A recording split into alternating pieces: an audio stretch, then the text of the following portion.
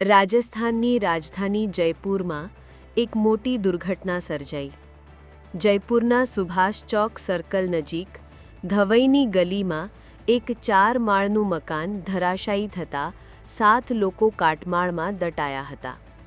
આ દુર્ઘટનામાં રહેણાંક મકાનમાં રહેતા 33 વર્ષના પ્રભાત અને તેની 6 વર્ષની દીકરી પીહુનું મોત થયું અને પ્રભાતની પત્ની સુનીતા અને અન્ય 5 લોકો ઈજાગ્રસ્ત થયા હતા.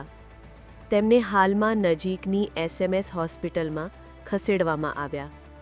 સ્થાનિક લોકોનું કહેવું છે કે ભારે વરસાદના કારણે મકાન જર્જરિત થયું હતું.